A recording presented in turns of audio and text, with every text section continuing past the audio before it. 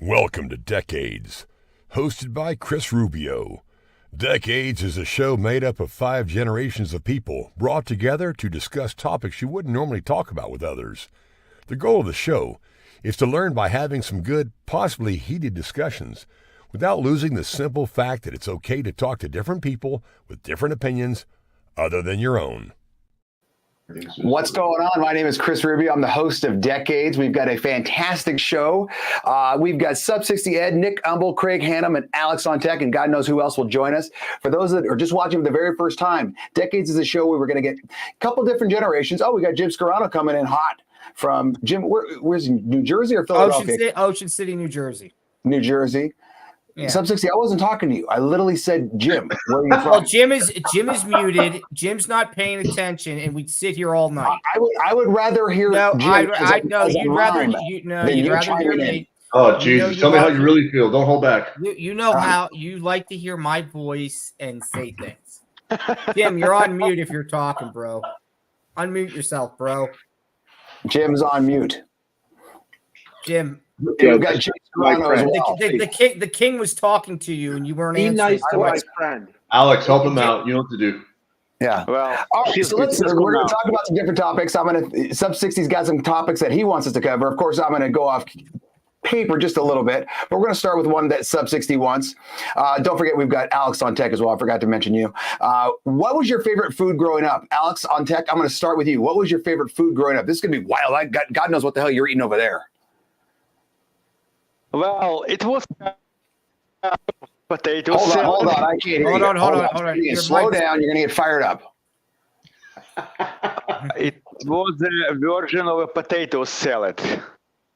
Okay, but it had also pickles, cucumbers, sausage, and peas. Gru, I got to be honest. That sounds disgusting. What about poutine fries? Okay. Is there any flavor in it? Is there any spices? Do you guys have spices out there? Yeah, it was mayo and some salt and pepper. Okay, mayo is not a spice. Salt maybe, and pepper is. You'd have to snort the pepper to get it going. No, Scarano. No. Jim Scarano. Jesus. I just want Alex to repeat that because it happened so fast. All I heard was pickles and something else that didn't go with pickles. Alex, say that one more time. Go ahead, Gru. Okay.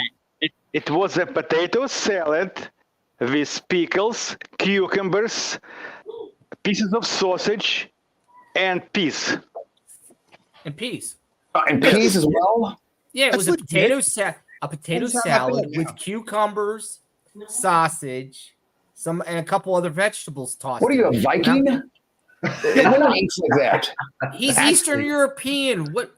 So I guess we're not going to go to dinner at Alex's place. I'm sorry. Read a book. I mean, his food sounds like it tastes like trash. Scarano, what was your favorite food growing up? Sorry, Gru. My favorite food. So, I was raised in an Italian Catholic. Not that the Catholicism made any difference, but Italian family, and by far my favorite food was pasta. I mean, we had pasta every single Sunday with homemade gravy, with homemade meatballs, and then we ate it leftovers on Wednesday too. Like the pasta stretched. Jim, you may have to explain to Rubio what gravy is because he's going to think it's sauce the gravy you put on turkey. No, we had that. We had that on a different episode. Yeah, he knows. Yeah. Oh, okay. Well, he also doesn't know how to say Worcester. Well, that's he's just trying to help him out. Yeah. Just trying to help him out. Oh my God. Yeah. Are you giving me a thumbs up right now? I just gave you 2 thumbs up. Oh, is that as big as those things get? Oh yeah, that's as big as those things get. And remember, Oh my God, here comes the sausage. remember they're crooked. Remember they're crooked too. Sub 68. While you're talking, Like Star Trek. what's your favorite food growing up? What's it? My favorite food growing up? Oh God. I get, and it's my mom makes Christmas candy cane bread, and it was something, and it was really, it's almost like a sweet roll in the shape of candy cane. She still makes it today, and it's probably one of my favorite things ever. When we go over to visit, she always gives me one to bring home. So yeah. Cool. Is there any way she can make two? Say one for the host of Decades. You know what? She watches our shows. You may ask her. You know, what's her name? If you're nice to me. What is her name? To you, it's Mrs. McAndrew. To the rest of Mrs. Sub 60 Ed. Yeah, Mrs. Sub 60 Ed. Mrs. Sub 60. I would like to request your candy cane bread. No, the candy cane bread is excellent, and she only makes it but Christmas time. I want a full loaf. I know you probably give Sub 60 half a loaf. I want a full loaf. No, bro. You okay? Someday you and I have to sit down and have a meal together because I can put away a lot of food. You know what we should do? We should have done that in Nashville. Oh, that's right. We should have done that in Las Vegas. Oh, but you just swung by. Because that was the only time you gave me. Humble. Move it on. Favorite food growing up? It's a toss-up, man. There's two. There's a dessert and there's a. So my grandmother used to make this, or my great-grandmother used to make this. They called it strawberry pizza, but it was nothing more than a sugar cookie with this whipped cream topping that she made with cream cheese. Then they put strawberries on top of it. It was delicious. All right. I want one of those. That sounds excellent. Yep. And then for regular food, it was Casey's Pizza, man. I'm 46 years old, and Casey's Pizza has never changed the taste in 46 years. It is phenomenal if you go to the Midwest. I never had Casey's Pizza, and I'm a big pizza dude. Okay. The letter Casey, like the Sunshine Band, or Casey like at the bat? CASEY. So Casey at the bat. Okay. Good to know. Hannah? My grandma made the best bread pudding. Phenomenal. It was just, it was so freaking good, man. But on the side note, I did eat a lot of Taco Bell when I was in high school and college because it was right across the street. That's probably why I don't have a freaking gallbladder, because there are side effects. That last show when we were talking about what restaurants would you kill, it'd probably be Taco Bell because it causes dysentery. All right, let's just be honest. It's fantastic. It's wonderful. You eat it and you almost die, but it's great because you lose about 10 pounds the next day. Well, that's because you're eating it on the toilet. You're just cutting out the middleman. Yeah, reduce a step or two. But yeah, the bread pudding, because she would put this dark rum in it, and it just added this flavor that was just phenomenal. So yeah, every time I'm out and about and I see on a menu they got bread pudding, I always order it because it takes a minute, and then I get disappointed. Does bread pudding is the one that has raisins in it? Yeah. Okay. All right, let's move on. We'll get to a more touchy subject. Hold on. Did you say what your favorite food was? Pizza. Yeah. It's not poutine. We know that. No, what your favorite food? Pizza. Pizza. Any pizza? Always pizza. Any pizza? Or just there's a good pizza place near my mother's house called Red Devil Pizza. It's on Badillo Avenue. Phenomenal. Badillo and Citrus. Oh, hell yeah. Trust me. I used to, I literally knew their number by heart growing up. Nice. 966. That was free promo. You should call them and check out the episode. Free promo right there. It's very good. Red Devil Pizza. Yeah, if you're in the Covina, California area, it's very, very good. tasty. Check it out. Chris, the Southway pizza is not bad. It's not bad. Their pepperoni is pretty good. Southway pizza is by far phenomenal. You got to get extra cheese, extra sauce, side of ranch. That's the best. I love that so much. Oh my God. So let's move on. Well, hold on. Why is side of ranch? Because their ranch is phenomenal. So you dip the pizza in the ranch? You dip the tip. Every time there's a tip, you just dip it. It's fantastic. Yeah, you play a little game called Just the Tip. and that's what she said. I'm quoting Wedding Crashers. Get your mind out of the gutter, Humble. And I just said that's what she said. Anyway. All right, let's move on to something that just came out today. The U.S. Surgeon General declares gun violence a public health crisis. What the hell does that even mean? The U.S. This just came out like 2 hours ago, and I saw it, and I'm like, boom, I'm going to talk about this. I saw the U.S. Surgeon General, and he puts out a little video saying how gun violence, blah, blah, blah. Surgeon General declares gun violence a public health crisis. What do we think about this? I'll start with you, Hannah. Go ahead. All right. So, yes, when you talk about active shooters and stuff like that, and people go on about, oh, it's the AR-15, it's assault rifle. Well, AR does not stand for assault rifle, which we know. Now, gun violence is on the rise in states that are the sanctuary states in the cities, like California, like that stuff you showed on your show, Chris, with the guys on the bridge. Yeah. Gun violence is increasing because certain governments in certain states are allowing it. They're not doing anything about it. You know, if you're a blue state, it's a free for all. So every time someone talks about, you know, like suicide, yes, the biggest source for suicide is firearms. It is. We know this. But every time they talk about gun violence, they forget that gangs have gun violence. Mm-hmm. Every time an officer discharges his weapon, they're using that as a stat to talk about gun violence instead of, you know, an officer doing their appropriate duty. It's insane. The stats I always tell people, be careful about when the stuff you read when it comes to statistics. Get to the root cause, break it down, look at a graph. You know, because when it comes like to active shooters, that's actually the lowest percentage of gun violence in the country.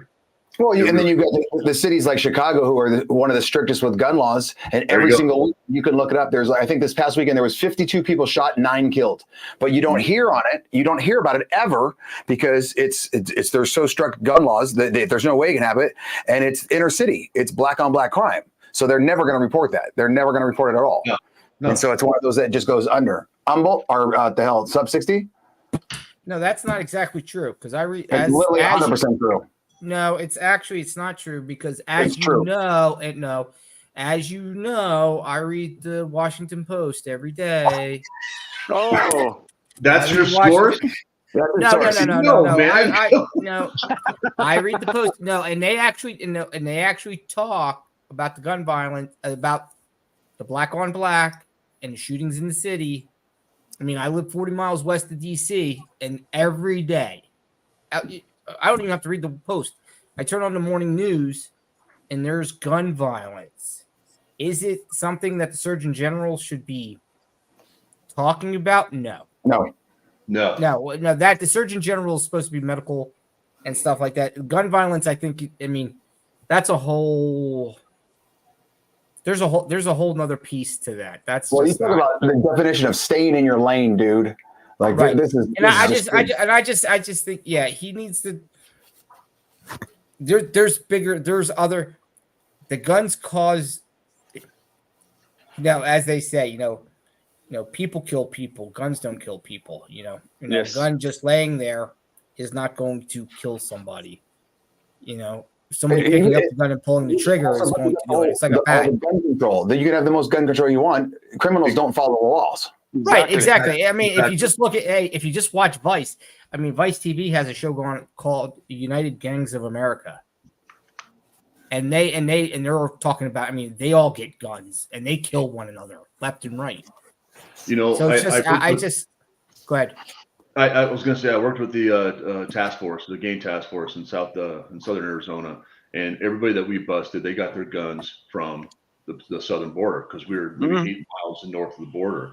What I think is this is another attempt to foster gun control and violate the Second Amendment. There's a sentence in the Second Amendment that makes it very clear. These rights will not be infringed upon. Simple. I saw a meme the other day that talked about the millions of Americans who have guns. So that's probably trillions of guns out there. And the bottom line was, if we were the problem, you would know. Yeah. Right. Exactly. For sure. Yes. That's a criminal concern. I mean, he's the Surgeon General, dude. Stay in your lane, bro. Yeah. Freaking A, man. It's got nothing to do with you. Right? It has nothing to do with you. But I know why they placated that. They placated that because 2 weeks ago the Supreme Court came out and talked about the bum stock ban, right? But you have to look at that. You have to look at that bum stock ban. There were two sides to that. You heard on social media constantly. One side was, "Oh, bum stock, you don't care about children," and the other side was this. The Supreme Court didn't make that decision because it was a bump stock. That Supreme Court decision had nothing to do with a bump stock. It had everything to do with Unelected bureaucrats cannot make laws, period. Yes. If you want to make a bump stock ban, Congress pass a law. That's legal. But you are not going to be an unelected bureaucratic official and pass that law, right? Okay. Scarano? I'm ignorant. Nick, what's a bump stock ban? It is the most worthless piece of shit ever made for a weapon. Like what it was. Oh, Hannah, you want to take over? No, I got him. It was my bad. I don't own a bump stock. I'll never own a bump stock. But a bump stock essentially goes over or is like a lower receiver, a piece that goes on the lower receiver that allows you to pull the trigger faster because as the handle goes, the trigger still comes forward, but it manipulates your hands so you're not having to pull the trigger every time, but it still has to come back. You can't change that action. It's not possible. You have to put a sear in there to do that, and those are illegal, right? Because of that. And so the thing is that the only active shooter that's ever used one in American history was the Vegas shooter. And I'm not convinced that the Vegas shooter actually did use the bump stock. Did you say Vegas shooter? Yeah, exactly. Right. The Vegas shooter, right? Because there may have been more than one. So he used that piece, that attachment, and it was this thing did mass killing. I am here to tell you, as a guy that spent 16 years in special operations, if you use precision fire and you know the 5 fundamentals of shooting, you can it will far outweigh anything you can do with a bump stock. A bump stock is like what you would see some dude in Vietnam do, a pray and spray, right? Just unload a whole mag in any direction, not caring. If you understand the fundamentals of shooting, and you are a good shot and know how to use precision fire, the damage that dude could have done would have been 20-fold. Oh yeah, Nick, I'm with you, man, because you know the deal. We never put our stuff on burst or our M4 Alpha 6. I never did auto. It was single shots because that's what we did. You know, I'm with you, man. Well, do you know why the Army went to a burst round, right? So for those of you that don't know, on an M4 in the Army, there's 3 selectors. There is safe, semi, and burst. And burst shoots 3 rounds without the pull of the trigger 3 times. So every time you pull the trigger on burst mode, it shoots 3 rounds. The only guns that fully automatic are guns that are M4s that are in special operations. And I used it in a tactic that was used years ago called an Australian banana peel. And I'm not going to get into it, but that is the only time that I ever used it. And that's probably a maneuver that's not even used anymore. There's probably very few people that even know what I'm talking about. But other than that, I would have never used a fully automatic and put my selector switch. But the reason that they went to 3-round burst in the military is because the amount of rounds during the Vietnam War where they said it took this many rounds to kill this many dudes. How do we keep people from just, spray and pray? Let's put a 3-round burst on that thing. And then that will slow the rate of fire. And it will force people to use just semi-automatic. That was the theory behind taking the fully automatic away from the Army as a whole and putting a 3-round burst in. Quick question for you. Gun has that 3rd selector. Civilian guns go from safe to semi, and that is it. You cannot change that. Okay, quick question for you, Was the Australian banana peel used when you were playing the game Just the Tip? Or is that like from Beverly Hills Cop? That's an actual tactic that is used to evade. I was kidding, Humble. I was kidding. I know, but I'm letting you know. I know. When you're in the jungle. Okay. I thought it was from Beverly Hills Cop. See, here we go. See, that's pretty cool, Nick, because I never heard about that because obviously I wasn't with group, but we always did the Ranger peel when, shit got hard. So this goes internal, right? No pun intended. You turn in. Yeah. So you stop and you're this far apart, and then guys, you turn in. You turn almost into the gunfire, right? And you come down the center, and it's when you're in a dense jungle, so you don't get lost. Okay, that makes sense. Okay. Gru, you have any comments on this? Well, I think this Surgeon General is just basically a propaganda talking head, okay? Whatever he says is just a bunch of BS. Okay. Quick and to the point. Scarano, you want to comment? Well, I mean, again, I'll reveal my ignorance, but I'm fairly certain that I'm not fairly certain. My suspicions are that the Surgeon General's job doesn't have anything to do with gun control. I mean, I think of Surgeon General, I think of, we got too many people smoking cigarettes, too many people are overweight, that kind of thing. So I don't know why he's commenting on that. And like a good friend of mine that I used to work with, anytime we'd come to a meeting and people would complain, he would say, "That's great. Well, do you have any solutions?" So did this Surgeon General offer any solutions, or is he just pointing out more societal problems and issues that we have? Exactly. Go ahead, Hannah. He should be worrying about the fact that every state that adopts and legalizes marijuana have the highest fentanyl overdoses in the country, because the cartel knows how to move in something else when a state legalizes something that they produce.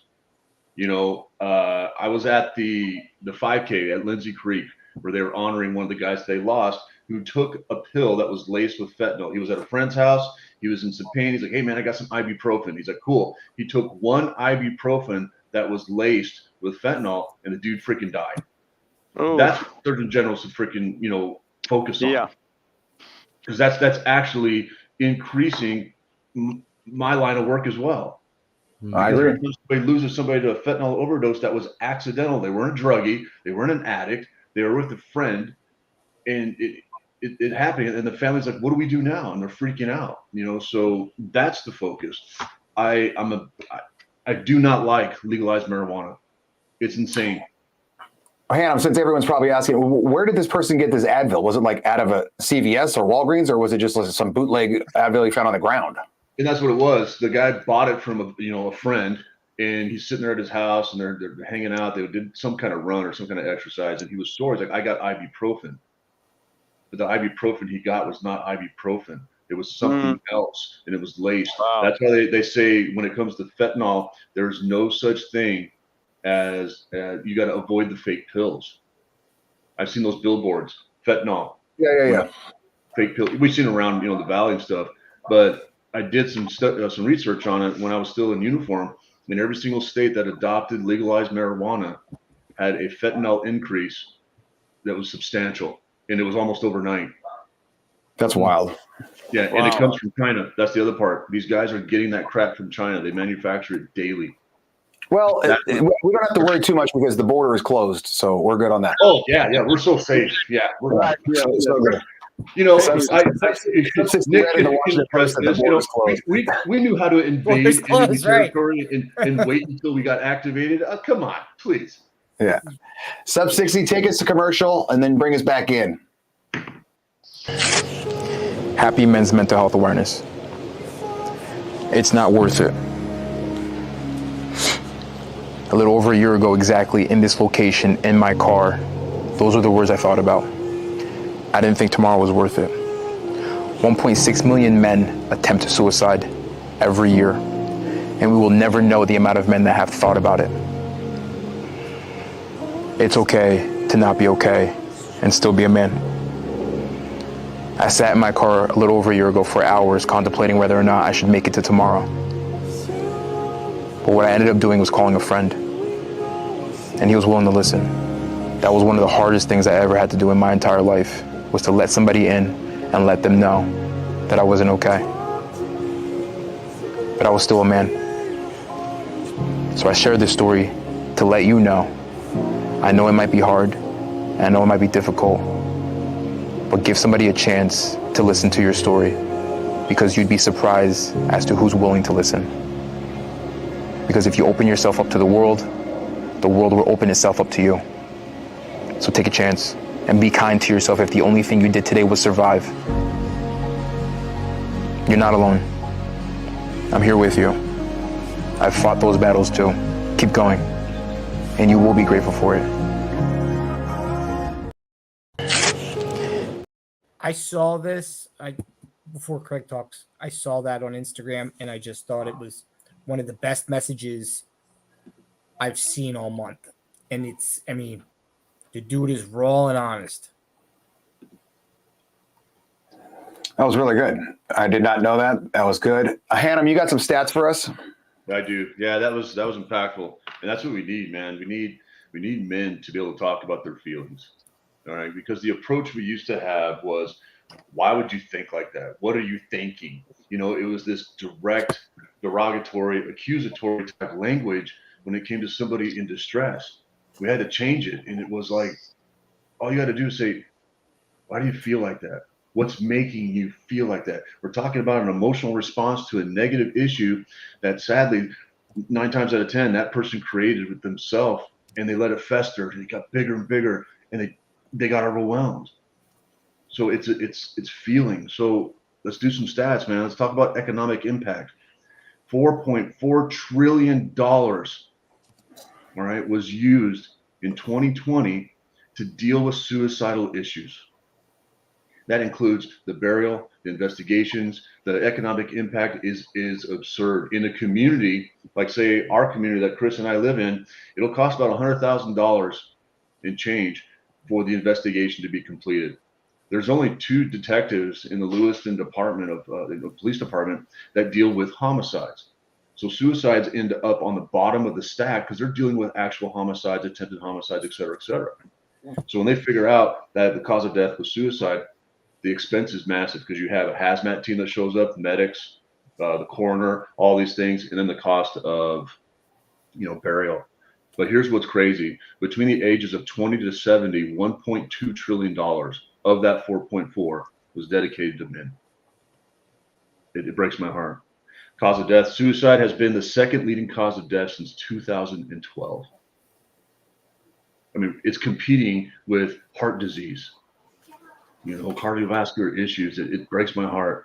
So far for 2023, as of October, I got the stats, 41,559 people have taken their own life. This number is expected to surpass 2022, which was 49,476. So it's possible that we might hit the 50,000 mark. And this is where we come in. This is insanity because a majority, the biggest population or the percentage is men.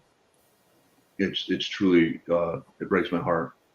So I broke it down by regions. So far for 2022, in the West region, 12,756. In the South, 17,635.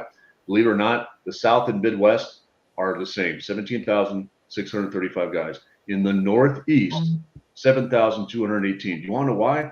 Because there's more services, clinical services in the Northeast area of our country than anywhere else. That's why I'm going after rural North America, because that's where the problems are. Because of 2 reasons. One, lack of services, or they're far away. And Chris, what I know, but that these guys probably have to go to Spokane, or Pullman or Moscow to get services. We're talking the other side effect in rural North America is blue collar heavy demographic. Guys with beards and callous hands do not talk about feelings. That's why we got to get after those guys. The top 5 states, Texas is number 1, unfortunately. California, Florida, Pennsylvania, and then Georgia. I found out when I teach my classes, I go over 3 areas that people, the reason why they want to kill themselves. And it's always relationships, a financial issue, or a legal issue. However, I broke it down to the top 5. Now we're seeing substance abuse. Again, the states that have legalized marijuana and fentanyl overdose, okay, some guys are using that for suicide. You see a higher number. So substance abuse is huge right now. And then social norms, because what are we told as men? Nick and I know this. When we grew up in the Army, it was rub dirt on it, you'll feel better. Or man up. Or anytime a guy is called emotional, that's a sign of weakness. Yep. It's insanity, man. The majority of those surrendering to suicide are white males of non-Hispanic descent. Rural North America is 46% higher than the city centers. Rural North America has 2 causalities to this, like I said. The fact that services are hard to get, and it's blue collar heavy. So that's my goal. And I always lean on you guys for help and all kinds of other people, because if I can get boldness to open up and talk about feelings, I'm confident that I can get blue collar heavy men to talk about it. That way, when their sons and daughters come home from school, and we saw this in the Valley, we lost 2 guys to suicide in a 3-week period from the same high school, and they were on the wrestling team at Clarkson High School. one was a tribal kid, and they don't talk. And a guy, a friend that we all probably know, Mark Arnott, he called me because he knew the kid that killed himself, the second one, and he was crying on the phone. He's like, Craig, how do we stop this? I was like, okay, so Hannum. Okay, so that brings me to the next question. Yeah. What societal changes would you like to see to help with the mental health crisis? And I'm not going to start with you. I'm going to let you, because you just went. What societal changes would you like to see to help with the mental health crisis? What societal changes would you like to see? Sub 60. What? I was going to go first. Yeah, that's why I literally just called on you. Okay, I just wanted to make sure. No, I think two things. I think one, men need to be more open, as Craig said. You have to be more vulnerable. Vulnerability shows strength, but I think at the same time it has to be received openly. There can't be judgment, and I think from a guy's perspective, I will talk personally. As a sub 60, I want to always portray strength. Showing weakness or asking for help has always been a struggle for me.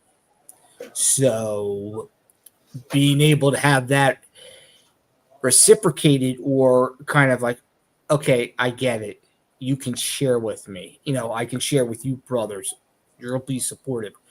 But this is 6 of us right here sitting talking. The world still isn't like that. So what I would like to see is a receptive world to men saying, you know what? I'm not okay. I'm struggling. Okay. Help me. Okay. Scarano? I can certainly piggyback on what Ed is alluding to. I think that there has to come, and change has to come from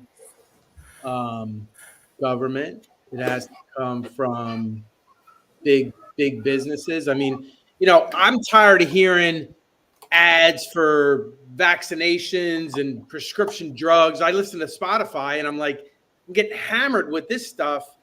Where's the mental health side? Where's, trying to break down that, how did you put it, Craig? What, that men have this stigma that it's not okay to talk about your feelings, and it is okay to talk about your feelings, and it's actually helpful to talk about your feelings, and you can be very productive and helpful to yourself by doing it. But I think society just doesn't want to give into that, and I don't know how you change that, other than, we're trying ourselves in a small environment, and trying to get these messages out.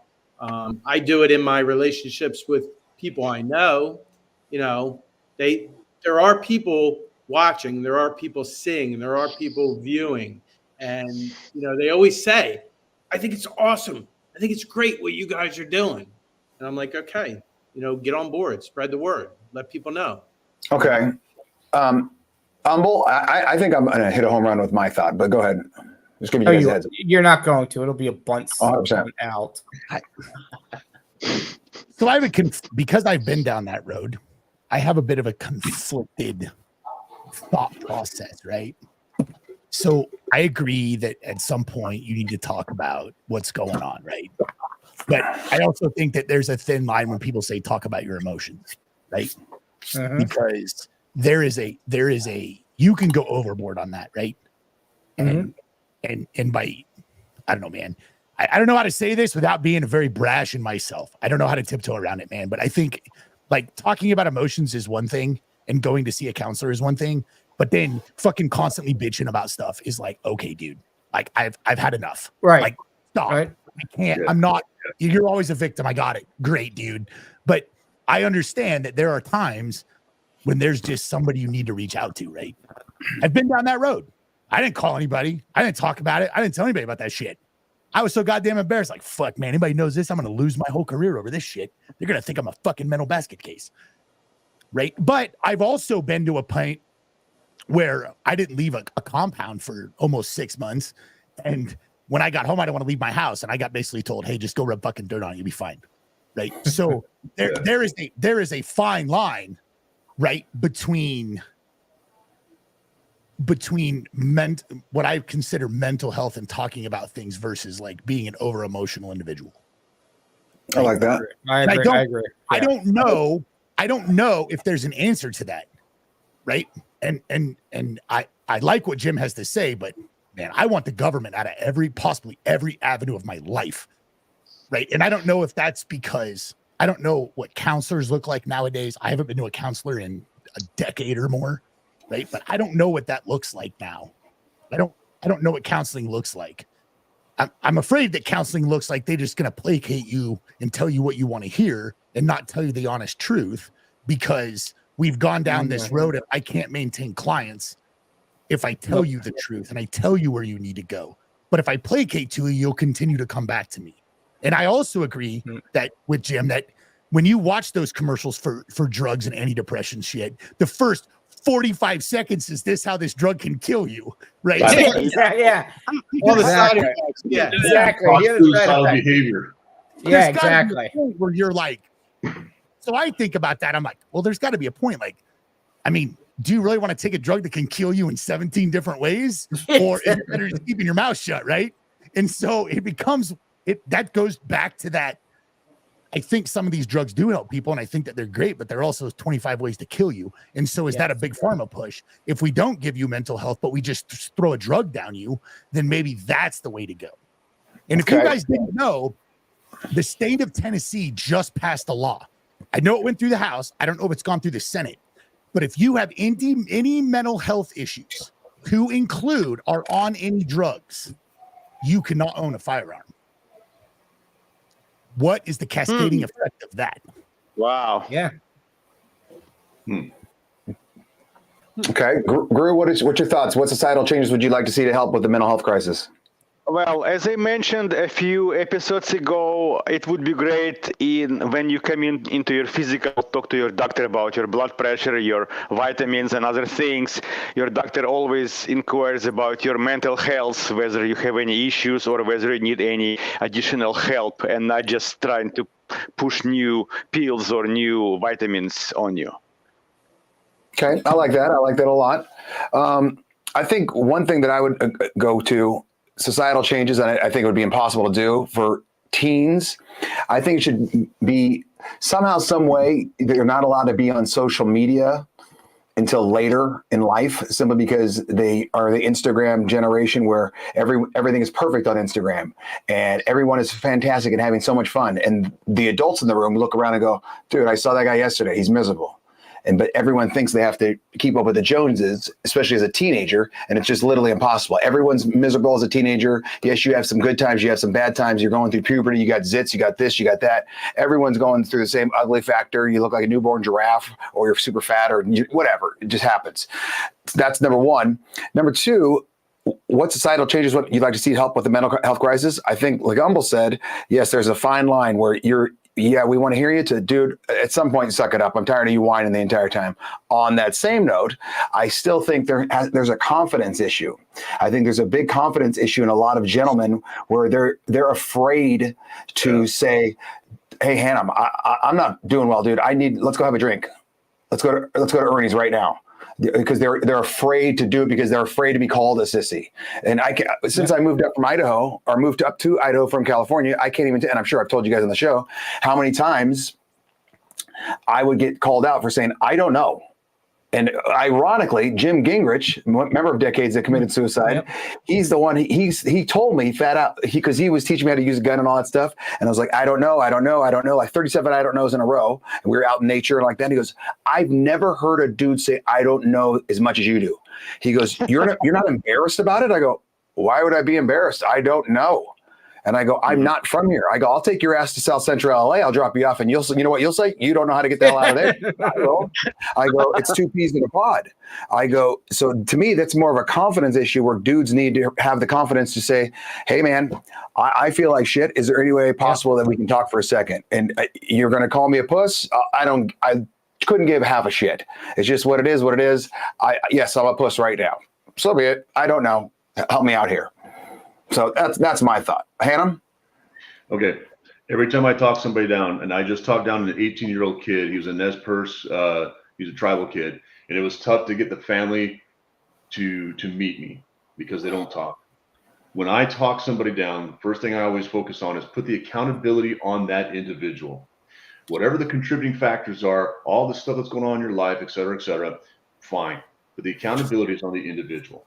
Okay, that actually improves their strength and resiliency because you are the one deciding to do this.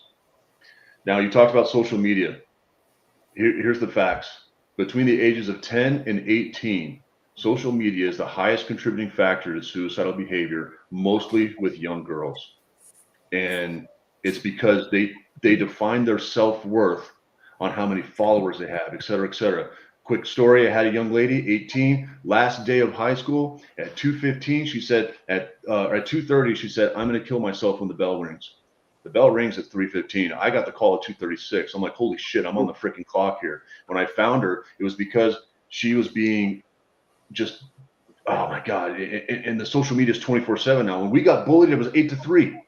Nowadays, it's 24/7, right? We talked about that last week. Yeah, exactly. Yes. That was, Yeah, exactly. She got a B on a test. She thought she was going to lose her scholarship for college, et cetera, because her parents raised her to be perfect. Her parents were both lieutenant colonels, and they demanded perfection. So to her, it was a complete failure. So when she put it on Facebook, most of the people that follow her, like 95%, were like, do this, kill yourself, you suck. Here's a video how to do it. Oh, hey, remember that last episode of that one freaking dumb TV show, 13 Reasons Why? Yeah, if you go from wrist to elbow on both sides, it's very fast. It was insane. A kid actually got arrested in Virginia. When I got her, I found her in a bathroom, and I said, why? And she told me why. And I said, well, I don't understand. Why is that so important to you? She goes, those are my friends. I said, oh, yeah? Fucking name them. exactly. I said, because people actually care about you. Right. I've been looking for you. 5 of your friends have been blowing up your phone. Your parents are downstairs waiting for me to bring you out. Those are the people who truly love you. And then the other part, how I think we can change the societal norm. This is my way. Every time I teach a class, I never say the word commit. And here's why. Rapists commit rape. Murderers commit murder. Suicide is not a criminal act. If we got rid of that word commit, and that's hard because that's the social norm.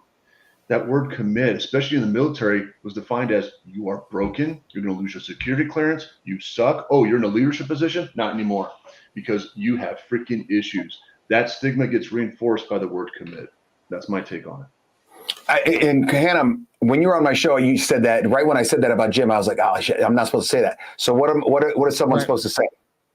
They died by suicide. In fact, when I talked to Cindy, she said, hey, should we put in obituaries that somebody died by suicide? I said, yeah, but we could also add this. They lost the battle with their mental health. Yep. Mm-hmm. And put it out there. Be honest, because if somebody dies by cancer, they say, oh, hey, they died by cancer, Please donate to the American Cancer Society. Why can't we just be honest? That's why I teach people how to have a freaking conversation with this. That's how we stop it. Okay. This was great. Sub 68, take us to a quick commercial, and then we'll finish off the show when we get back. This tip explains how to use passphrases for extra security. What we call a password doesn't have to be a word at all. A whole phrase or sentence, a passphrase, offers more security. I will explain how and why you should use them. What is a passphrase? Using passphrases involves starting with a memorable phrase, and I'll explain in the next section, boiling down to a collection of letters, numbers, and symbols. How to create a passphrase? A passphrase is simply a phrase or sentence that you will use instead of word or set of characters. Most password systems don't allow the space character, so you'll typically capitalize the first letter of each word instead or insert a punctuation mark such as the dash between words. The key to creating a strong passphrase for a given website is to use something that's meaningful to you, but that also would not be easily guessed. This tip for a great show called Decades is brought to you by Alex on Tech. Gru, you look fantastic in those. Very nice. I just want to tell you. And I love the fact that he says this fantastic show called Decades. Yeah. Welcome it's back. Like it's all blah, blah, blah until that. And then it's like, welcome back to Decades. If you were watching us on Facebook, LinkedIn, X, YouTube. Make sure you like, share, subscribe, do all that good stuff. Next question. Louisiana is mandating a 10 Commandment picture in the classroom. What are your thoughts on this? Before anyone goes super holy roller or not super holy roller, if you're not a super holy roller, why would you care? Does anyone really think there's anything wrong with just the rules of the 10 Commandments? Like thou shalt not kill? Is that, if it wasn't the 10 Commandments, would anyone care? What, Sub 60? Jesus, someone needs some attention tonight. No, I just do this. Since you weren't on last week, I missed you so much. So I know. I'd have to know. It's like that yellow shirt, As I commented earlier today on one of your posts, you weren't wearing the yellow, and I was like, "Oh my God, where's the yellow?" No, as one who was raised Catholic and had many years of that upbringing, I believe there should be a true designation between church and state, and I think a picture of the commandment is a Christian doctrine. It's not Muslim or whatever, and I think you are starting to cross a line of church and state that we should not be crossing. Okay, then what do you think about a pride flag in this class?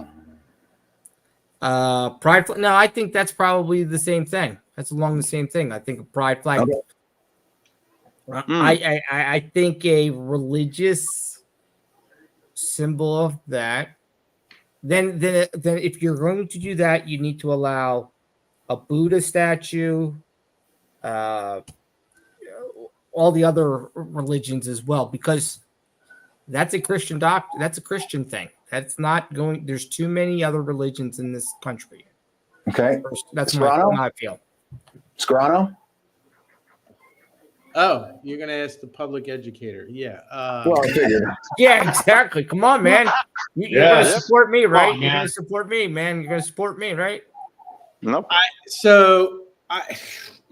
teeter on that line all the time. I'm going to tell you, I've been in counseling sessions with kids where they're talking about their faith, and I'm like, I have actually said on numerous occasions, we're not supposed to be talking about this, but in the confidentiality of the counselor's office, we get away with it. But one of the problems I have with public education is we promote Christmas like it's the only holiday there is. It's all over. There's trees up. There's we're doing this. Right. We're playing music here and blah, blah, blah. And I'm like, well, when I went to school for teaching, they certainly talked about how you're not supposed to do this. So I think you could easily promote the same principles and messages that the 10 Commandments have without posting it as the 10 Commandments, if that makes sense. Mm-hmm. Yeah. Okay. Gru? Well, as when I was growing up, I grew up without any religion for obvious reasons. Religion was basically called communism at the time. Okay, so that was the only religion that I knew. And I think it's okay to post 10 Commandments or any other sentences or words from any other religion that teach kids how to be good and how to grow up being a decent person. Okay, but then what if someone comes around and says, hey, we're pagans in our house. Well, how come you don't have the pagan religion symbols up? Pagans don't have a religion. Again, they believe in Satan. Well, if pagan religion teaches same principles as do not cheat, do not kill, do not steal, why not? But their argument would be that's what you perceive as good. In the pagan religion, we think this is good. Exactly. So that's the devil's advocate, no pun intended. Scarano? Are there no private Catholic schools in Louisiana? I'm just curious. Oh, there is. Very much so. There are. Yeah, there are. But the government mandated this. Humble, thoughts? You're walking a thin line, man. I agree with Jim. You can still promote that line of thinking without putting those. But I also agree that I don't want pride flags in any classroom either. I think all that stuff should be pulled out. It's got this is a deal. We hear about this all the time. And I don't know what, Jim, you're a public educator. I don't know what you deal with this, but you see, I don't know if it may just be a fringe group of people, but it seems like that every teacher wants to talk about sex with their kids. And it's like, why? I didn't even know most of my teachers' husbands' names, let alone like what their preference was, or I didn't know anything about my teachers. I knew who they were. It may be when I got into high school because I played sports and their spouses would come to the games. I knew who their wives or husbands were, but I didn't know anything about them. I didn't know how they voted. I didn't know any of that stuff. And so I don't know why Louisiana did it. I think you can still promote it, but I think all of that stuff needs to be pulled out of schools, man. I agree. Hannah? Here's my take on it. I would say no. I agree there should be a separation of church and state.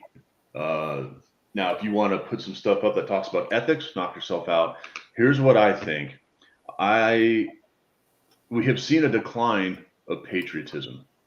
What we need to put back in the classrooms is the freaking Pledge of Allegiance. That way people will honor their country.